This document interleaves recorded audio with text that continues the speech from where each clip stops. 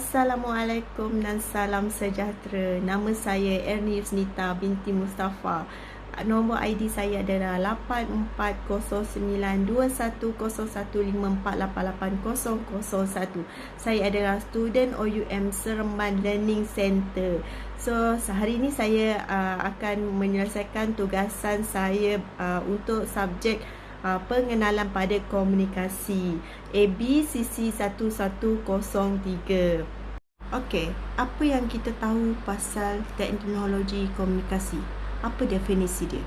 Okey, di sini saya ingin terangkan definisi untuk telekomunikasi adalah maklumat teknologi yang berkaitan dengan pemerolehan, penyimpanan, pemprosesan dan penyebaran maklumat melalui penggunaan teknologi komputer dan telekomunikasi. Okey. Selain itu, pelbagai bentuk peralatan dan sistem yang digunakan untuk memproses, mengurus, memanipulasi, memindah, menyimpan dan menyebarkan maklumat melalui media elektronik pada hari ini.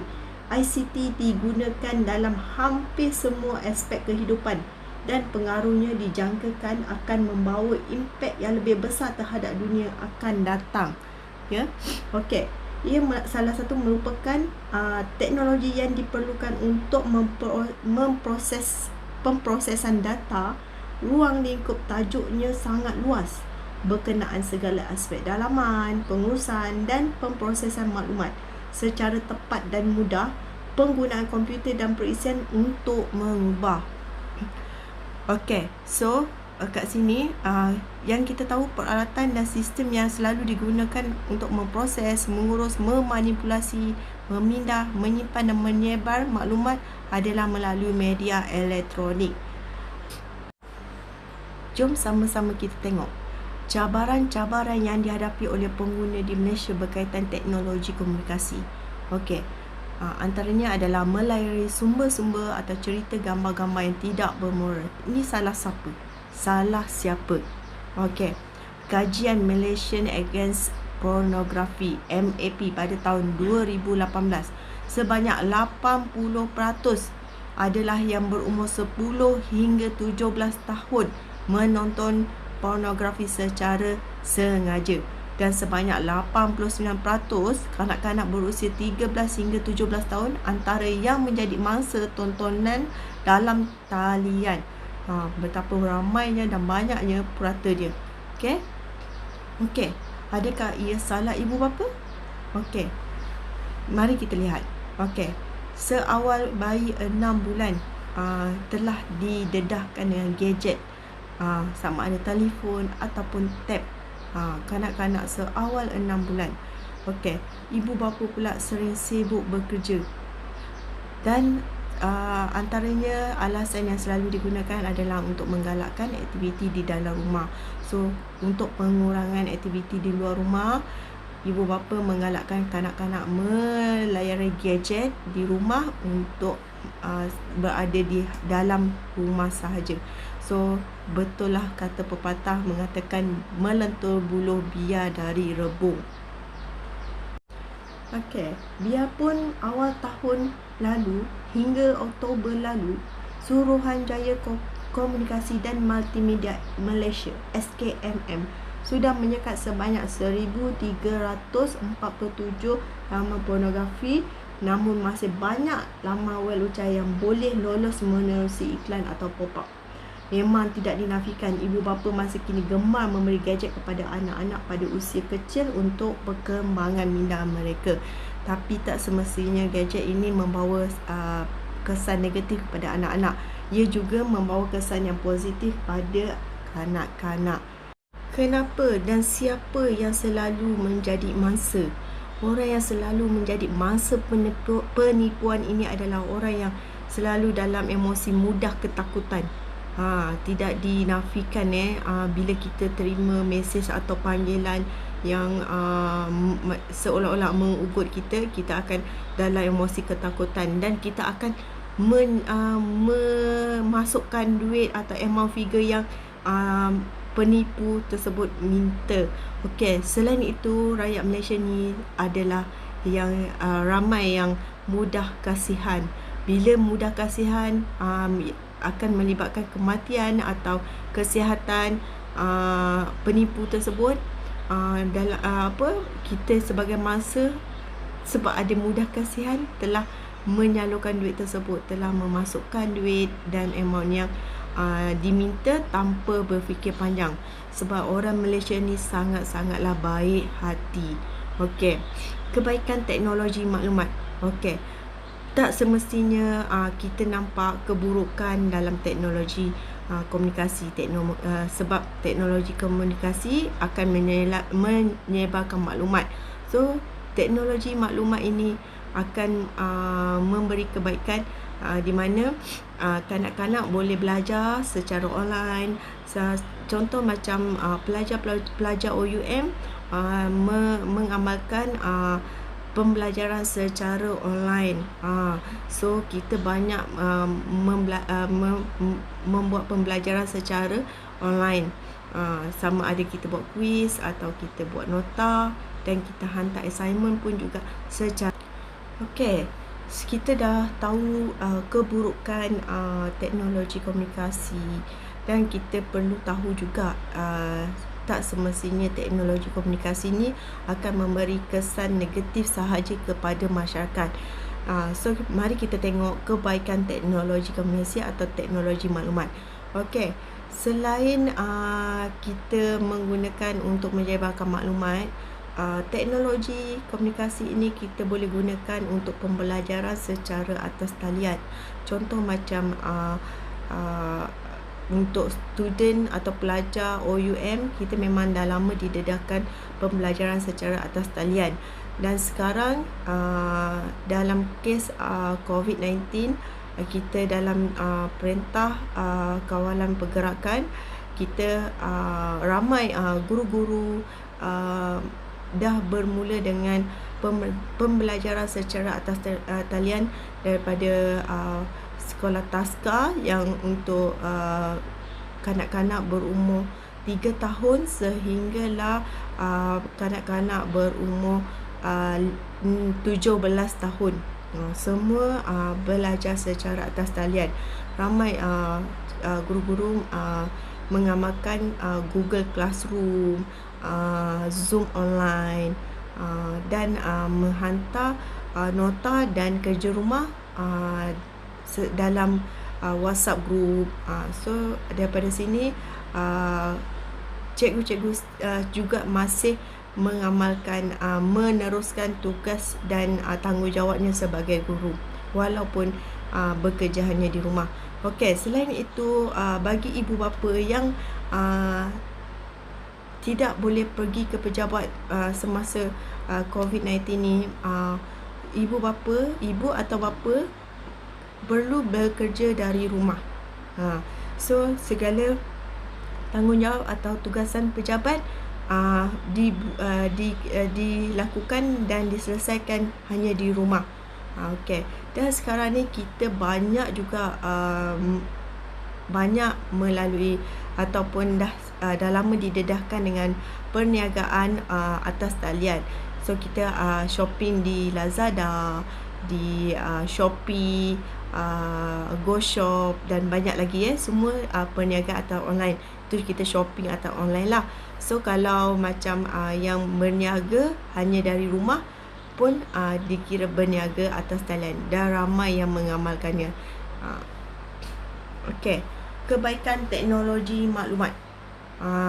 Ini pun salah satu kebaikan teknologi komunikasi maklumat, yang mana dengan teknologi kita mencari lokasi perjalanan melalui Waze, Google Map, dan kita juga boleh muat turun aplikasi seperti kita tonton berita, baca surat khabar secara online dan ada aplikasinya. Okey, dalam perintah kawalan pergerakan sekarang ni, kita hanya boleh stay at home dan tak boleh keluar. So cara komunikasi bersama ahli keluarga, rakan-rakan adalah melalui video call.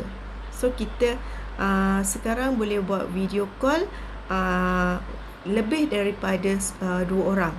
So secara group ataupun personal pun kita boleh berhubung. Dan yang terbaru adalah kita boleh cek apa-apa result anak-anak secara online. Tak perlu pergi ke sekolah, dan kita boleh isi borang pendaftaran anak-anak secara online, isi borang kerajaan secara online, bantuan secara online, semua secara online sahaja, tak perlu pergi ke pejabat. Okey, impak dan kesan dan impak teknologi maklumat. Kita ada negatif dan positif. Kita tengok dari sudut negatif dulu. Okey, bila kanak-kanak terlalu terdedah dengan gadget, mereka akan mengalami kerosakan saraf otak untuk jangka masa yang panjang dan boleh menjejaskan ingatan seseorang tersebut. Okey, sangat berbahaya tau. Okey, apabila sudah ketagih, ianya akan mengundang ke arah perlakuan seksual itu sendiri. Ini yang bila dia tonton laman pornografi atau laman-laman yang tak sepatutnya untuk usia diorang lah. Okey, ini bukan saja untuk kanak-kanak, mungkin untuk orang yang dewasa juga. Okey, selain itu, ia boleh mengundang kepada masalah kesihatan, pertumbuhan pembesaran dan kesan buruk pada otak kanak-kanak. Okey, sekarang ni dah banyak kes-kes yang melibatkan kanak-kanak ada masalah saraf yang melibatkan otak. Dah terlampau banyak ya. Cuma ibu bapa je yang belum mendapat kesedaran tersebut. Okey. Okey, selain itu menggunakan kesemua simpanan di hari tua seperti pencen untuk diserahkan kepada penipu. Okey, ini kesan negatif pada penipuan atas online. So ini adalah jenayah cyber. Kalau orang sekarang cakap jenayah cyber. So kadang-kadang mangsa tersebut telah gunakan semua simpanannya pada masa pencen. Mungkin dia keluarkan duit daripada SP atau duit pencennya, duit simpanan untuk bagi pada penipu. Dah dikira satu jenayah. Okey, selain itu menggalakkan masyarakat berhutang untuk memberi wang kepada penipu.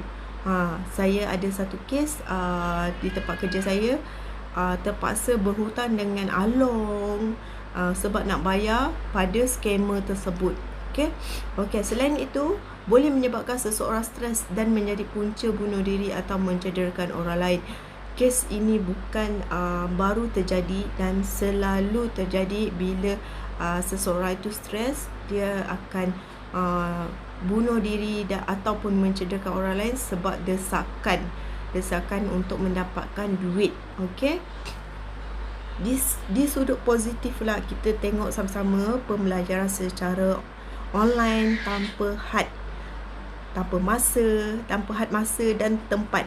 Okey, kita tak semestinya belajar online ni kena pergi kelas. Untuk masa sekarang ni kita tak perlu pergi ke kelas untuk belajar. Secara online pun kita boleh belajar, dan di mana sahaja kita berada kita boleh belajar dan kita boleh bekerja. Okey, selain itu kita boleh mempelbagaikan aktiviti harian. Okey, bila semua di hujung jari, kita boleh banyakkan aktiviti kita secara online. Walaupun kita punya rakan kerja kita berada jauh daripada kita. Okey. Okey, memperolehi info terkini di mana jua. Okey, kita juga boleh mendapatkan info-info terkini di hujung jari saja, sama ada secara Google search ataupun melalui Facebook, Instagram, semua kita boleh search dan apa maklumat yang kita perlukan akan disediakan, dah ada.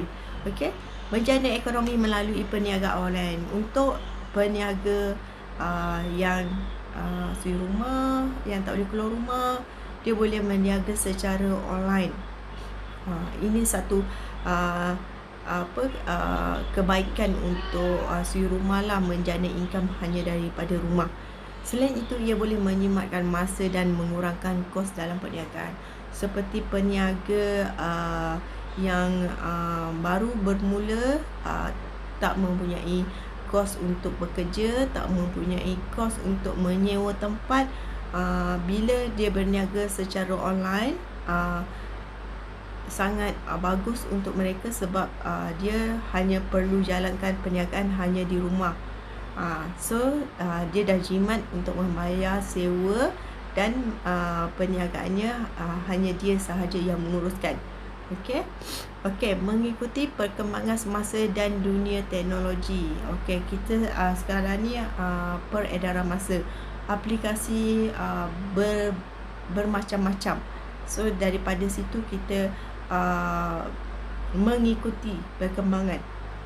Kalau dulu kita hanya terdedah dengan Facebook. Sekarang kita dah ada Instagram, kita dah ada TikTok, kita dah ada Twitter dan bermacam-macam lagi.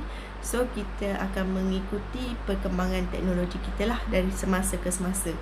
Okey, selain itu dia memudahkan urusan harian.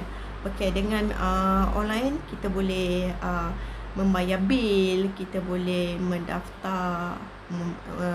mendaftar borang sekolah anak ataupun sebagainya hanya di hujung jari. Kita tak perlu keluar dan sangat memudahkanlah, menjimatkan masa semua. Okey, kita dah tengok kesan positif dan kesan negatif teknologi komunikasi pada masa kini. Okey, akhir kata daripada saya, dalam zaman yang serba moden ini, kemudahan teknologi maklumat kita sangat kita perlukan, walaupun kita perlu berhadapan dengan kesan positif dan kesan negatifnya. Cuma di sini saya hanya boleh kata kemudahan kita perlu gunakan sebaiknya dan manfaatkan untuk tujuan kehidupan kita pada masa kini. Okey, kita tidak perlu bertuhankan gadget ini dalam kehidupan seharian kita sehingga mengabaikan tanggungjawab kita di atas muka bumi ini, ya.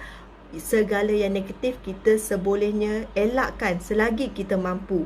Musuh kita adalah diri kita sendiri. Semoga perkongsian saya pada kali ini sedikit sebanyak dapat memberi kesedaran dan membuka sedikit minda terhadap impak teknologi masa kini.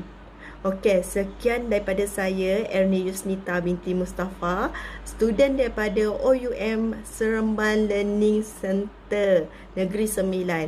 Okey, sehingga berjumpa lagi. Assalamualaikum dan salam sejahtera.